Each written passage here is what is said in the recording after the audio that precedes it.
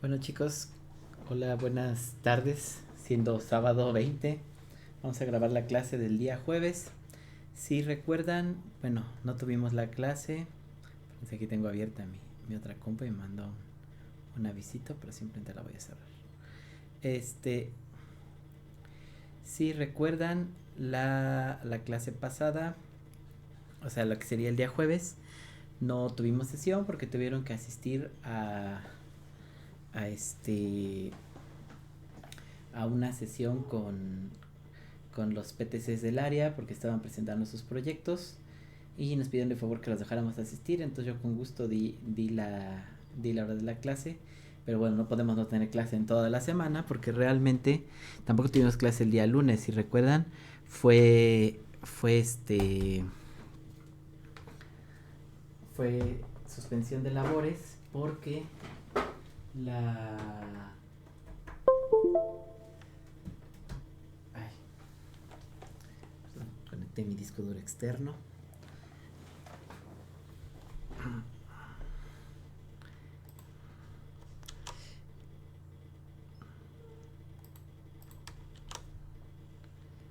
Listo, que se copie. Bueno, fue suspensión de labores porque era un día feriado marcado, no hay ningún problema, pero pero pues no tuvimos clase ese día y pues si no tuvimos clase tampoco el jueves, básicamente en la semana no tuvimos clase, pues eso no está correcto, ¿no? Entonces, quería grabarles esta clase así, aunque sea cortita, se dan cuenta, son bien poquitas diapositivas, son 24, porque esta semana toca que viéramos el sistema de control de versiones. También cabe mencionar que... Ay, se están enterando hasta de mis... Bueno, son cosas de la escuela, ¿no? Realmente no hay mayor problema, pero... pues eran calificaciones de otro grupo y no les son muy relevantes, ¿no? También cabe mencionar que, por cierto, ya tenemos fecha de cierre de evaluaciones, que sería el 13 de diciembre. ¿Esto qué implica? Que realmente vamos a tener clases solamente las siguientes 3 semanas. ¿Por qué? Porque el 13 es lunes. Entonces, si el 13 es lunes, pues básicamente ya no tendríamos clase ese día, ¿no? Ese día solamente nos veríamos, entre comillas, nos conectaríamos para ver cosas si es que tienen dudas sobre su calificación final. Entonces, me es relevante que ahorita platicáramos de esto porque también les voy a comentar sobre su proyecto final. Entonces, su proyecto final va a ir va a ir ligado a ay, no es esto, va a ir ligado a aquí está, a lo que marca su plan. Entonces lo pueden checar realmente sobre la hoja de asignatura, pero igual se los voy a comentar ahorita. Si recuerdan, tenemos dos unidades en las cuales no hay tarea integradora, pero sí tienen un proyecto final. Entonces el proyecto final es un poco amplio y por eso me interesa dejárselos aquí grabado. Y la ventaja de que va a estar grabado en la sesión de YouTube es que pues la van a ver muy bien, ¿no? Entonces, van a entregarme como proyecto final por equipo toda la documentación de evidencia de su planeación del proyecto. Esto es, obviamente en formato formal, o sea, portada, índice, bibliografía, eso sí va siempre de por sí, y ya de ahí va a ser el primer punto, su flujograma de iniciación del proyecto, o sea, su diagrama de flujo o flujograma, como le quieran decir, sobre cómo decidieron iniciar el proyecto, ¿sale? Segundo punto, su flujograma de planificación del proyecto. Este es el diagrama de flujo de su proceso de planificación. O sea, cómo fue el punto para llegar del punto A al punto B al punto C dentro de su planificación. No estamos hablando de... Sí estoy grabando, ¿verdad? Porque no vaya a ser que no estoy hablando como perico. Sí, perfecto. Este, ¿cómo va a ser, cómo fue el flujo de decisiones que los llevaron de un punto al otro dentro de su proyecto, ¿sale? Punto 3, historias de usuario. ¿Qué es una historia de usuario? Bueno, la historia de usuario es básicamente qué tipo de usuario es o sea, cuál es el feedback que les va a dar el usuario sobre su proyecto. Ay, se me va a apagar mi camarita. Déjenme la conecto rapidito. No voy a cortar la grabación porque realmente es una cosa de medio minuto. Entonces ya está. Sí. Entonces, ¿cuál es el feedback que esperan recibir de su usuario? ¿Sale? O sea, si el usuario usa su producto, porque al fin y al cabo se supone que están gestionando un producto, ya sea de TI o no, este, ¿qué, cómo es el uso general, o sea, la perspectiva de uso que tienen sus usuarios? Su estimación de tareas. Ojo, esta historia de usuario se supone que es planeada, porque este es el paso, este se supone que es el paso previo a iniciar, ¿sale? Es como la reacción esperada que tienen. Y dentro de la misma historia de usuario se supone que ustedes modelan su usuario promedio, ¿no? Qué sé yo, femenino, de entre 20 y 30 años, con un contexto de conocimiento sobre TI o no, etcétera, ¿no? Bueno, su estimación de tareas, o sea, qué, qué proceso va a hacer cada persona dentro de su equipo, este, su sprint backlog, o como quien dice, dentro bueno, creo que ya todos saben qué es el sprint backlog, pero bueno, igual se los explico. El sprint backlog es el registro de su avance tipo sprint. No entro mucho en eso porque si les explico qué es sprint se me va toda la clase, pues tienen dudas, con todo gusto me comunican. Su flujograma de ejecución del proyecto, ahora sí, hicieron la iniciación, hicieron la planificación, ahora sí la ejecución. Su flujograma de monitoreo y control del proyecto, como se dan cuenta van a ser muchos diagramas de flujo. Su flujograma de cierre del proyecto. Y una vez que ya tienen todos sus documentos de planeación, porque esto al fin y al cabo es todo documentación de planeación, o sea, es previo. Porque al fin y al cabo estos flujogramas son los flujogramas esperados, cómo va a ser el proceso de cierre, cómo va a ser el proceso de monitoreo, cómo va a ser el proceso de control, etcétera. Ya van a empezar a hacer su documentación de riesgos y dentro de su documentación de riesgos van a hacer sus diagramas de procesos de gestión de los riesgos del proyecto. Estos diagramas pues son los que de hecho son muy parecidos a los que hemos estado haciendo en clase, y si lo han hecho sobre su proyecto pues básicamente esto ya lo tendrán hecho. Su informe de monitoreo de riesgos, esto es con el mismo formato que vimos en clase igual. Si ya lo hicieron sobre su proyecto igual ya lo tienen hecho. Su documentación de seguimiento y control del proyecto, sus instrumentos para monitoreo y control de procesos. Esto ya es Esto es la documentación de seguimiento, tiene mucho que ver con el tema que vamos a ver hoy. De hecho, hoy vamos a empezar a ver conceptos de control de versiones.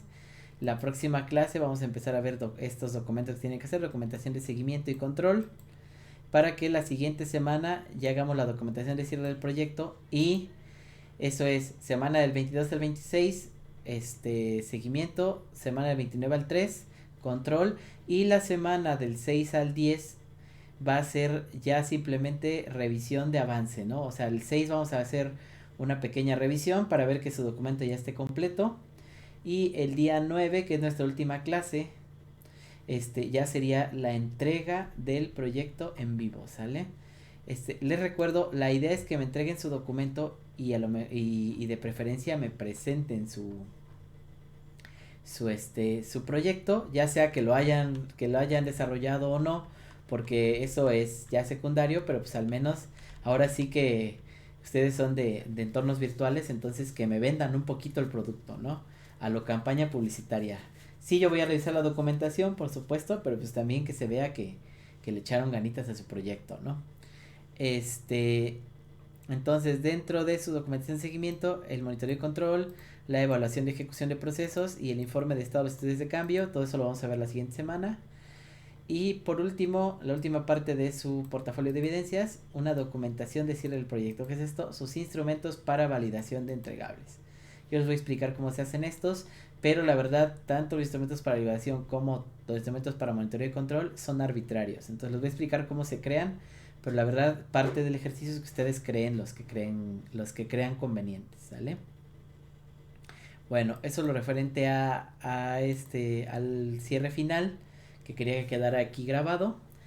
Y referente a la clase de hoy vamos a ver sistemas de control de versiones. Esto se aplica mucho para proyectos de TI, aunque realmente no está solo para proyectos de TI. Lo que pasa es que se presta mucho para desarrollo de software y general, ¿no? Entonces lo voy a enfocar a desarrollo de software, que es nuestra área, bueno, o sea, que es dentro del área de TI, pero, o mejor dicho, lo enfoqué al desarrollo de software, pero está basado en un documento de una universidad de argentina. No es el documento como tal, pero bueno, la verdad la mayoría de la información de Darks, que es el nombre del software, lo saqué de aquí y de algunos libros en inglés que pues traduje para que les costara menos trabajo. Bueno, entonces, partimos de definir el desarrollo de software, pero en los términos de gestión de proyectos. Entonces, por eso el desarrollo de software es social y creativo. O sea que es difícil que una sola persona desarrolle software. Y sobre todo porque de entrada su software probablemente tendría inconvenientes. Y pues, segundo, cuando tienes más de una persona desarrollando, tu software te queda mejor. Entonces, a la hora de programar es importante que se centren en el código y no en las metodologías, y deben de saber que todo software evoluciona y sufre cambios con el tiempo. Esto es, van a tener una persona que esté centrada en codificar y una persona que esté centrada en la metodología. Y juntos van a hacer el proceso socialmente. ¿Para qué? Para que se pueda avanzar de manera adecuada, ¿no? Ah, por cierto, voy a ponerle pausa un momento porque me está marcando que tengo que instalar algo, entonces lo voy a instalar o le voy a dar a instalar y continúo grabando. Bueno, continuamos. Perdón el retraso, pero esto en las instalaciones ya saben que es bien molesto.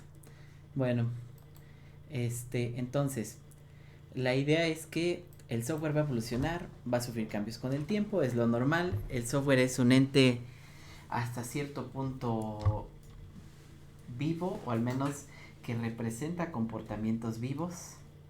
Ay, voy a apagar la luz porque me está pegando todo. Voy a abrir mi ventana.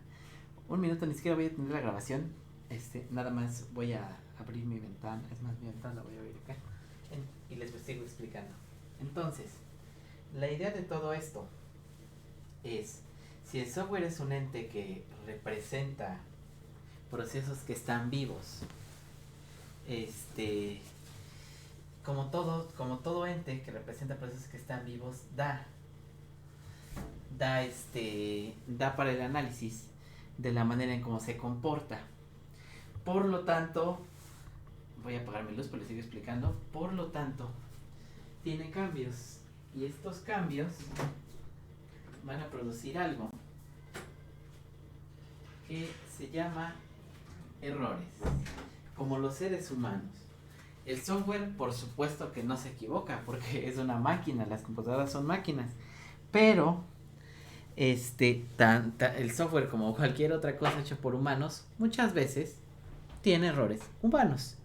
Entonces, por eso es inherente, y entre más humanos tengan que meterle las manos, pues obviamente más posibilidad hay de estos errores. Por lo tanto, hay que tomar en cuenta algo muy importante en los desarrollos, en cualquier tipo de proyecto: el trabajo en grupo. ¿Para qué se hace el control de versiones? El control de versiones se hace para que, sin importar qué tan grande sea tu grupo, tú puedas tener coordinación con él. ¿Por qué? Porque un trabajo sin coordinación no funciona. Entonces, ¿qué pasa cuando tienes un trabajo sin coordinación? Viene el caos. Y ese caos siempre, bueno, la mayoría de las veces, no se puede decir que siempre, porque siempre hay curvas de manzana, curvas de campana, trae malas consecuencias, no trae buenas consecuencias.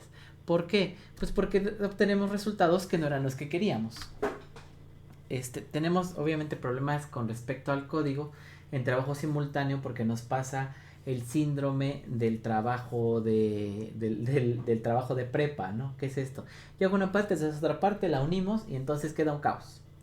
Entonces, como a la hora de entregarlo ya no sabemos si fue fulanito, sutanito o merenganito quien hizo el trabajo, nos vamos a quedar con cara de, bueno, ¿y ahora qué hacemos? Y es imprescindible saber quién hizo qué cambios, cuándo los introdujo y por qué, ¿no? Entonces, ahí es donde se hace esto, el control de versiones. Hay que tener capacidad de volver para atrás si el cambio no funcionó. Cuando lo hacemos de manera local, ya sabemos que a veces manejan 3, 4 versiones de lo mismo y le ponen, sí, este es el bueno, final 2, final versión final, final, etcétera. Pero cuando trabajamos en equipo y sobre todo cuando no estamos juntos, porque pues ahorita sobre todo en pandemia no se presta mucho para que estemos juntos, este, esta capacidad de poder checar los cambios, volverlos para atrás, se vuelve todavía más necesaria. Y entonces lo que creamos es un sistema de control de versiones. ¿Qué es esto? Es un sistema que está diseñado para ir guardando todos los cambios que hay, para irlos registrando, y todos estos cambios que hay a los datos a lo largo del tiempo los va ajustando. Y entonces lo va utilizando en el desarrollo de software para control de versiones de código fuente, cuando hablamos de software obviamente, pero también se ocupa para cualquier tipo de archivo. Si ustedes están haciendo un documento y alguien lo modifica, van a saber quién fue y por qué. Ahora, sobre todo el control de documentos hoy en día es muy sencillo, ¿no? Porque, por ejemplo, yo si abro este documento es un documento compartido en Google Docs y si se dan cuenta, obviamente aquí le ponen, aquí en la derecha trae el nombre de los profesores y digo, esto no es ningún documento, ningún documento de suma secrecía, simplemente es un documento sobre los libros que se van a solicitar, porque ya saben que tienen que apoyar con un libro las personas que se gradúan. Pero bueno, aquí tiene quien lo solicitó, pero aunque no lo tuviera, si yo ahorita escribo algo ahí, va a aparecer que yo lo modifiqué, ¿sale? Entonces, hoy en día se utiliza mucho Google Docs para poder hacer control de modificaciones de documentos. Pero también se pueden ocupar softwares de propósito específico. Entonces, por ejemplo, existen un buen de sistemas de los centralizados, los más comunes CBS, SVN, de los distribuidos Arch, Git y Darks. De hecho, en Git, yo creo que todos ustedes han oído de GitHub o de los privativos SourceSafe, que es una marca registrada. En general, yo creo que de los más usados de los distribuidos debe ser Git, sobre todo porque es gratuito. Ya sabemos que hay versiones de pago, pero bueno, eso seguramente ya lo vieron con otros docentes. Los centralizados normalmente no tienen mucho uso así en internet, porque el chiste del centralizado es que se hace directamente en el servidor. Entonces esto es para redes que sean de una empresa, ¿no? Y ya quieran manejar CBS o CBN. En general lo que hacen es lo mismo, todos tienen particularidades, funcionan bien de algunas formas, funcionan unos mejor que otros en algunas formas, pero la idea es que su objetivo siempre va a ser el mismo. Van a tener el código, lo van a poder gestionar y les va a permitir que trabajen de forma ordenada sabiendo quién hace qué. Entonces, la idea es que no importa el lenguaje en el que programen, siempre pueden utilizar ese lenguaje y siempre pueden utilizar, perdón, el sistema de control de versiones. Entonces, ¿cuándo y por qué usarlos? ¿Por qué usar los sistemas de control de versiones? Pues por estas 4 simples razones. Hay que llevar un historial de cambios. ¿Qué cambios hemos realizado desde un punto de la historia hasta este? Hay que poder hacer rollback. Si la versión que teníamos ahora ya no funciona, funciona peor, ¿cómo le hacemos para volver a una anterior? Hay que saber hacer auditoría. ¿Quién hizo el cambio X y por qué? Y sobre todo hay que saber que el equipo de desarrollo pueda trabajar sobre los mismos archivos. Hay que tener coordinación. Y esto sobre todo hay que enfocarlo en que no están todos trabajando al mismo tiempo. No es que tú modifiques un código y te lo muestre. No es que tú modifiques un documento y te lo muestre. No, simplemente tú tienes una copia del documento que la vas a poder modificar y compartirlo. Y ya haces una publicación y todos tienen acceso a él. Pero la cosa es que ya no estás dando permiso de entrar a tu máquina y demás, ¿no? Entonces, les comentaba los más conocidos que ya se habían mencionado antes. Entonces, botón se los puse para que sepa qué significan las siglas. Concurrent Version Systems o CVS, Subversions, SVN, Arch, que ya lo habíamos mencionado, su distribuido, OpenCM, que es una versión libre de SourceSafe, Aegis, Monotone y entre otros, ¿no? Como los que ya mencioné.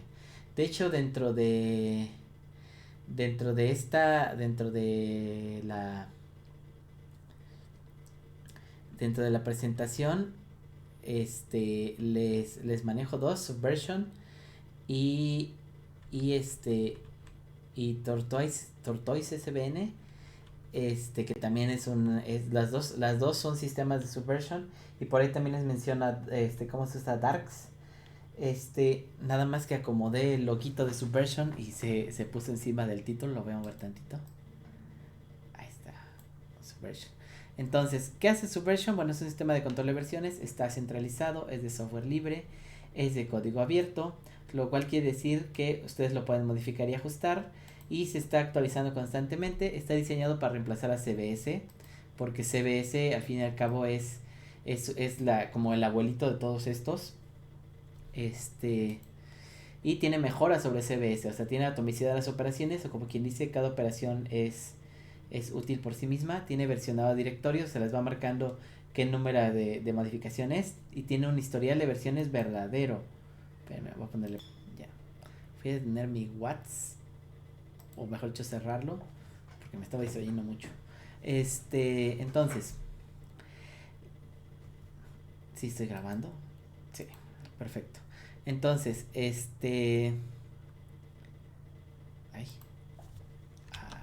sí, ahí sí se está viendo. A ver, enséñame. Pienso que sí. Sí, sí está grabando. Ok. Bueno, entonces, a ver. Sí, perfecto. Entonces cada operación funciona por sí misma, tiene su versión de directorio, va marcando cada vez que actualizan el directorio, en qué versión van y sobre todo maneja el histórico de las anteriores y tiene un verdadero historial de versiones. O sea, esto es CBS, lo que hacía era que lo dejaba trabajar juntos, pero podía regresar a una versión anterior, pero no podía regresar a todas las versiones que existieran. Con CBS sí puede regresar a todas las versiones que han existido, ¿no? A decir lo de la Elena. Sí. Es que llegó mi mamá con un paquete. Este. Entonces, es un gran avance con respecto al otro. De ahí, voy a igual mover el loguito. Ahí está. Entonces, ¿cómo funciona? Tiene una arquitectura cliente-servidor simple. Tenemos su repositorio que está en el servidor.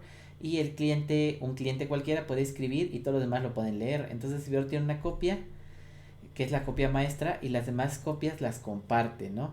Entonces usan su programa cliente para descargar la información que tiene el servidor, la pueden modificar ahí, y si realizan un cambio lo envían al servidor, y ya el servidor, cuando recibe el cambio, lo pone a disposición de los demás clientes. Sin embargo, cada vez que se actualiza uno, automáticamente les marca, esta es la versión 1, la 2, la 2.1, etcétera, ¿sale? Y eso, ¿cómo lo marcan? Bueno, eso es un acuerdo entre los que tengan acceso al repositorio. Entonces, tiene un ciclo básico bien sencillo. De hecho, se ve exactamente así. Si ustedes crean su repositorio, importan su proyecto. O sea, literalmente aquí está el servidor de Subversion. Aquí está su repositorio, aquí está su proyecto. Y dentro de su proyecto tienen subcarpetas, obviamente. Entonces, una vez que ya está importado, pueden obtener una copia de trabajo. Eso ya lo hacen en local, cada cliente lo confirman cambios y lo actualizan. Pero aunque lo actualicen, el servidor conserva la copia original, la copia maestra, ¿sale? Ahora, otra opción a Subversion, Tortoise SVN, Tortoise. Es que no está en inglés, creo que Tortoise es francés. Porque en inglés sería Turtle SVN. Tortoise. Bueno, como se pronuncia, pienso que es francés, debería ser Tortoise SVN. Pero bueno, ¿qué es esto? Es un cliente de SVN, es un cliente de Subversion. Es igual software libre, es una extensión al shell de Windows. ¿Qué es esto? Pues que funciona directamente desde aquí, desde el PowerShell. O sea, funciona sobre esto. Entonces se integra consistentemente al explorador de Windows. Eso es, el explorador de Windows, no Windows Explorer, el explorador de Windows O sea, ustedes cuando lo usan, de hecho, les va a aparecer su instancia de Subversion aquí, como si fuera otro disco duro. ¿Sale? Se integra consistentemente al explorador de Windows. No está integrado un IDE en particular, o sea, no lo usan en un entorno de desarrollo, lo usan directamente en su computadora. Y lo pueden usar como cualquier herramienta de desarrollo. O sea, literalmente ustedes meten la configuración, y si quieren manejar las versiones desde NetBeans, desde Eclipse o desde Visual Studio lo pueden hacer, ¿eh? Entonces, para todo tipo de proyectos que necesiten de versionado de archivos, pero en general no es solo para proyectos de desarrollo de software, literalmente puede ser cualquier versionado de archivos, ¿eh? Entonces se ve así. Vamos a ver este tantito. Bueno, aquí no estorba porque no tiene nada abajo. Ahí está. Entonces, la idea es que tienen algunas características sobre Tortoise SVN. Tiene iconos sobreimpresionados, o sea, es esto. Estos son los iconos que maneja y ustedes de hecho le pueden marcar, les va a marcar si es la última versión o si hay modificaciones con las palomitas y las X.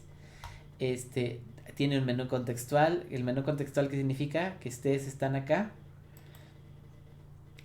Pueden darle clic derecho a cualquier cosa y aquí les aparece el menú de Tortoise, ¿sale? Así como les aparece el de 7zip o el de CRC SHA, les aparece el menú del Tortoise, ¿sale? Y ahí está, pueden marcar el registro, pueden navegar al repositorio, pueden actualizar la revisión, etcétera, ¿no? Directamente dando clic al archivo. Tiene comandos básicos como crear repositorio. Crean repositorio en la instancia de Subversion. Pueden crear el repositorio, importar los proyectos, obtener una copia de trabajo, confirmar cambios, actualizar copia de trabajo y sobre todo, quizá una gran ventaja, sobre todo si no manejan mucho el inglés, está en español, ¿eh? Entonces, obviamente hay que conocer bien los términos que se utilizan. Repositorio, que es un conjunto de código más ustedes los cambios sobre el código. Parches, que son modificaciones realizadas al código, pero que no cambian la versión del código. Ramas son los árboles de código independientes del central, pero que comparten la historia. Y bueno, eso es todo lo referente a Tortoise. Y vamos a hablar de otro más, que es Darks. Darks es distribuido, cada persona tiene su propio repositorio y mantiene su historial de cambios. Quizá la gran diferencia entre estos y Subversion es que como no está centralizado, en las versiones Subversion como Tortoise y Subversion básico, todo lo manejaba el servidor y el servidor era el que tenía todos los registros. En Darks, como es distribuido, el servidor sí tiene el código, pero tú tienes tu repositorio, entonces todo tu historial de cambios lo tienes tú de manera local. Tiene ventajas, obviamente. La ventaja es que pueden trabajar todos paralelamente, no tienen dolores de cabeza. Aquí hay muchos plugins que utilizan reunión de comandos, pero quizá la gran desventaja es que dependes de una persona, no lo tiene el servidor, sino que dependes de que la persona que tiene el repositorio se los facilite, ¿no? Entonces es más de que, oye, voy a necesitar ver la versión del trabajo que estamos haciendo, por favor compártela. Y necesitan más comunicación, ¿sale? Entonces cada integrante del equipo de trabajo arma sus cambios en forma de parches y los van compartiendo al proyecto principal con esta particularidad. Se le cambian solo las modificaciones y no todo el código. ¿Por qué? Porque van a trabajar con repositorios que están publicados en internet vía web. A diferencia de los otros dos, Darks solamente está enfocado en desarrollo de software, mientras que Subversion y Tortoise están enfocados en proyectos de propósito general, ¿sale? Entonces, tienen algunos comandos como darksinit, que inicia el repositorio, darksad, archivos. Todo esto se hace a través de PowerShell, ¿eh? Todo esto se hace a través de aquí. Y aquí le van a poner, no lo tengo instalado, pero bueno, es así, es darksinit y le dan. Obviamente aquí también va a marcar error porque pues no lo tengo, ¿no? Obviamente me está diciendo no se reconoce, pues sí, porque no tengo instalado como variable de entorno ni nada. Entonces, pero hacen esto que acabo de hacer y ya se inicia, ¿no? Agregan archivos, almacenan los cambios, muestran los cambios no guardados y lo revuelven. Perdón, lo regresan. Este en particular a mí no me gusta tanto porque solamente te deja regresar a la última versión, o sea, la versión anterior. No tiene historial de cambios, mientras que Tortoise y Subversion sí los tienen, ¿sale? Bueno, Darks get HTTP para un repositorio. Claro, ojo, se puede agregar un control de versiones si en tu publicación en web manejas el control. O sea, si cada vez que guardas, lo guardas en una locación ligeramente diferente. Darkzen guarda los cambios en el archivo. Darkspool actualiza el repositorio local. Y Darksupply aplica los cambios que contiene el archivo. ¿Cómo se trabaja? Necesitan un repositorio publicado en la web. Aquí está un ejemplo en la página argentina de la que les comento que saqué la información de Darks. De hecho, si recuerdan, puse la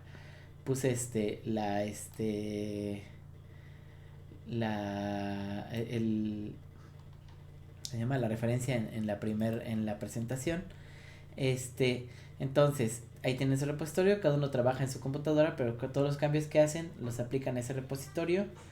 Y hay una persona que sería como si fuera el webmaster, donde se encarga de aplicar los parches al repositorio. Esto es, se van subiendo los parches y esa persona revisa los parches, los aplica, si funcionan los deja y actualiza el repositorio principal, ¿sale? Entonces pueden trabajar en cualquier estación, no forzosamente en una computadora de la empresa o así, siempre y cuando les den acceso a internet. Ustedes pueden ver el repositorio de web y aplicar sus parches, ¿sale? Entonces, si se dan cuenta, la filosofía es ligeramente diferente. En Tortoise y en Subversion tienen un servidor, se conectan directamente al servidor, todo lo hacen directamente en el servidor, mientras que en Darks se conectan a una web. Obviamente esta web funciona como servidor, pero no hacen nada en la web solamente suben sus parches que necesitan una aprobación previa de alguien, ¿sale? Entonces van a tener un árbol de archivos donde, por ejemplo, aquí tenemos el directorio general de la materia, se llama algo3, el directorio del proyecto, tp3, luego el programa darks, es de darks.exe, la info del repositorio que está en _darks, aquí la dirección del código del proyecto, nada más que posiblemente no se anota ninguna dirección, es solo una muestra, y el rsync.exe que solo se necesita para el programa para que se sincronice. El sshx es el que sube los archivos. Y de hecho, esto es para Windows porque en Linux no es necesario que tengan los ejecutables. ¿Sale? Quedó como muy largo. Vamos a subirlo un poquito.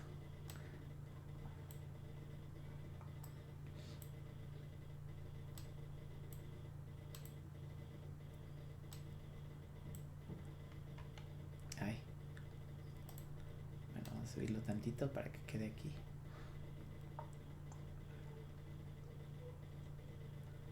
No, queda raro. Así. Bueno, al menos así queda el árbol completo. A ver si intento. Ahí está. Y voy a hacer más pequeña la.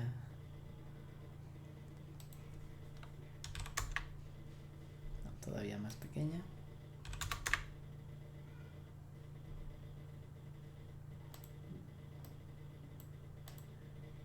Ay. Voy a bajar el tipo de letra esto a 30 para que quepa.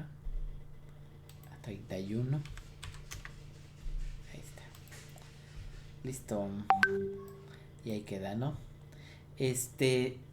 ¿Cómo trabajan con repositorio en Darks? Bien fácil. Solo la primera vez tienen que obtener su repositorio. En este caso del ejemplo lo están obteniendo de su página universitaria, no saqué la información. Pero obviamente ustedes pondrían su dirección web, donde pongan su usuario para que les permitan obtenerlo. Y siempre antes de empezar a trabajar hacen Darks Pool. ¿Para qué? Porque aquí obtienen si existe el repositorio y aquí jalan los archivos. Si van a agregar algún archivo, ya le hacen add y el nombre del archivo. Siempre Darks al inicio para que sepa el PowerShell que lo están haciendo o la línea de comandos. Pueden hacerlo desde cualquiera de los dos. Y ya para enviar los cambios realizados, Darks send -o de open al nombre del archivo y ya lo envían. Y ya envían el archivo generado por email. ¿Por qué por email? Porque ya dijimos que hay una persona que que va a autorizar ese cambio, ¿no? Entonces ustedes ya lo enviaron y para enviar el archivo por email, para si ya lo quieren publicar, Darks init y ya se comunican por SSH. Sale SSH, su usuario, en este caso un usuario de la misma universidad, crean su directorio con mkdir-p para que sea público y ya el nombre que vaya a tener su usuario. Para sincronizar con su repositorio local, para sincronizar su repositorio de su computadora con el en este caso con el de Alep, con el de la universidad, pues esto De hecho, aquí lo que están haciendo es borrar el archivo que está arriba y subir el de ustedes para que se reemplace. Y aquí está una explicación, ¿no?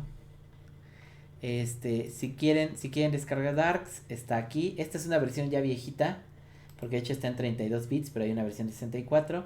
Si quieren bajar RSync, que funciona muy parecido a Darks, también lo pueden bajar de aquí. Si quieren un plugin para Eclipse de Darks o de RSync, también está disponible en Eclipse Darks. Si quieren ver cómo se instala Tortoise y cómo crear un repositorio, aquí está la dirección. Y aquí está la introducción de Subversion, también en inglés. Y aquí está un tutorial de cómo se maneja Subversion.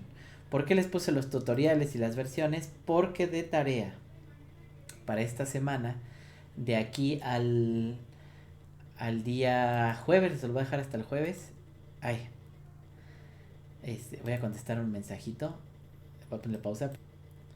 Bueno, perdón. Es que contesté un mensaje en WhatsApp y como es con mis amigos.